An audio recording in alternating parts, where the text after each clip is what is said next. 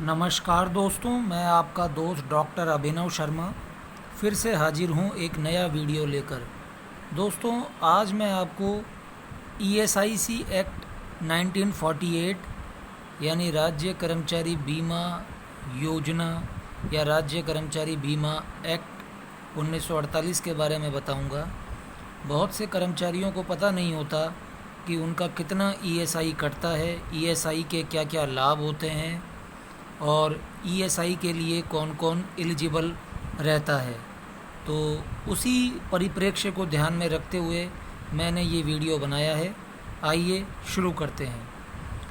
21,000 रुपये तक की मासिक सैलरी वाले कर्मचारी ईएसआईसी की योजना के दायरे में आते हैं।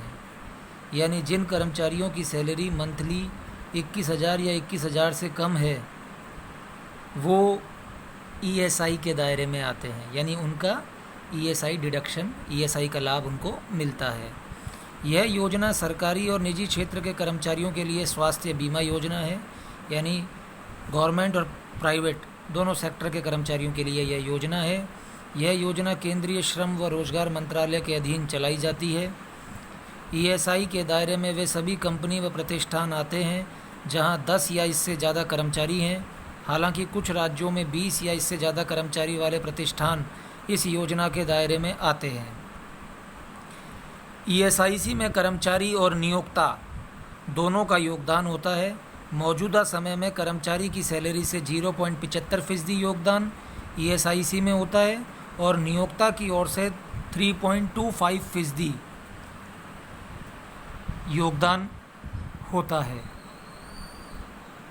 जिन कर्मचारियों का प्रतिदिन औसत वेतन 137 रुपये है उन्हें इसमें अपना योगदान नहीं देना होता है।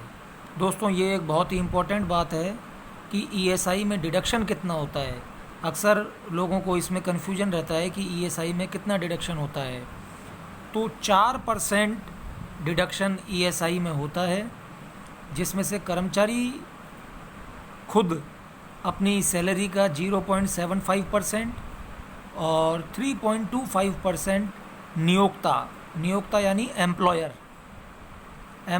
3.25% यानी टोटल 4% डिडक्शन होता है।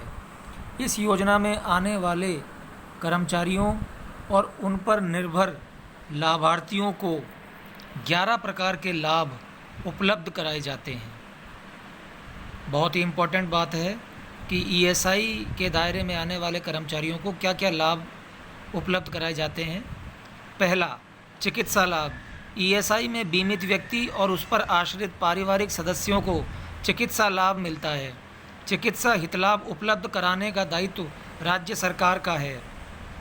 प्राथमिक, बहिरंग, अतरंग और विशेषज्ञ सेवाएं कर्मचारी राज्य बीमा चिकित्सालयों, औषधालयों व पैनल क्लिनिक के माध्यम से उपलब्ध करवाई जाती हैं, जबकि अति विशेषज्ञता सेवाएं रेफरल के आधार पर देश के प्रख्यात चिकित्सा संस्थानों के माध्यम से मिलती हैं। दूसरा, बीमारी लाभ। ईएसआईसी बीमित व्यक्ति को बीमारी के दौरान होने वाली छुट्टी के लिए 91 डेज़ के लिए नकद भुगतान किया जाता है। इस हित लाभ का भुगतान बीमारी प्रमाणीकरण से 7 दिन के भीतर हितलाभ मानक दर पर किया जाता है और इस हित लाभ की दर दैनिक मजदूरी के 50% से कम नहीं होती है। यानी बीमारी का लाभ भी ईएसआईसी बीमित व्यक्ति को मिलता है। जो वो छुट्टी लेता है बीमारी के दौरान, उसमें 91 दिनों के लिए यानी लगभग 3 महीनों के लिए नकद भुगतान उसको किया जाता है, जिसमें उसको बीमारी का प्रमाणीकरण साबित करना होता है और इस हितलाभ की दर दैनिक मजदूरी जो उसकी है उस 50% से कम नहीं होती है। तीसरा, मातृत्व लाभ, मैटरनिटी बेनिफिट्स। ईएसआईसी मातृत्व छुट्टी के दौरान डिलीवरी में 26 सप्ताह तक, गर्भपात के मामले में 6 सप्ताह तक, कमीशनिंग माँ या दत्तक माँ को 12 सप्ताह तक औसत दैनिक वेतन का 100% नकद भुगतान किया जाता है। निशक्ता लाभ यानी डिसेबिलिटी जो हो जाती है उसके बेनिफिट्स। किसी बीमित व्यक्ति को अस्थायी निशक्तता यानी टेम्पररी डिसेबलमेंट या टेम्पररी डिसेबिलिटी की स्थिति में चोट ठीक होने तक और परमानेंट डिसेबिलिटी की स्थिति में ईएसआईसी जीवन भर निरंतर मासिक पेंशन का भुगतान करता है।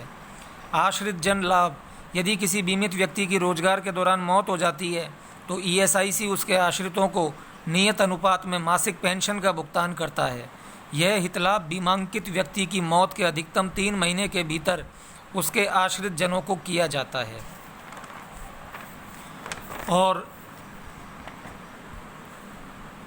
और उसके बाद नियमित रूप से मासिक आधार पर भुगतान किया जाता है।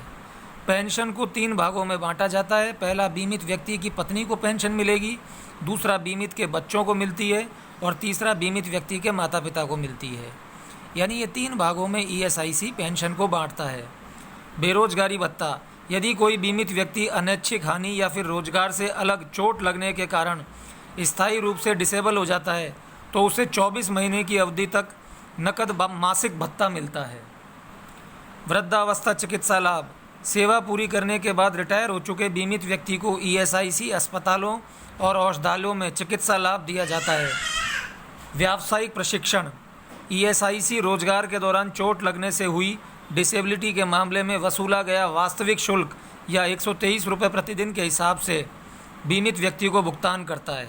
शारीरिक पुनर्वास, रोजगार के दौरान चोट लगने के कारण शारीरिक निशक्तता की स्थिति में बीमित व्यक्ति जब तक कृत्रिम अंग केंद्र में भर्ती रहता है उसे अस्थायी निशक्तता हितलाभ की दर से भुगतान किया जाता है।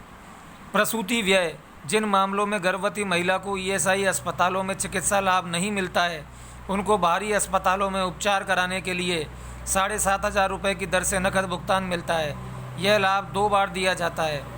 और लास्ट है अंत्येष्टि व्यय यानी फ्यूनरल एक्सपेंसेस।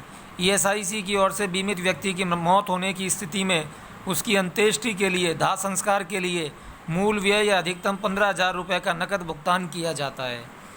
तो दोस्तों, ये मेरा वीडियो था ईएसआई के ऊपर, जिसमें मैंने आपको बताया कि ईएसआई के क्या क्या लाभ होते हैं, ईएसआई में कौन कौन कर्मचारी इसके दायरे में आते हैं, किन किन को ये सुविधा मिलती है, क्या क्या लाभ होते हैं और इसमें कितना % डिडक्शन होता है एम्प्लॉय का और एम्प्लॉयर का। दोस्तों, वीडियो अच्छा लगा हो तो लाइक कीजिए, शेयर कीजिए और मेरे चैनल को सब्सक्राइब करना ना भूलें।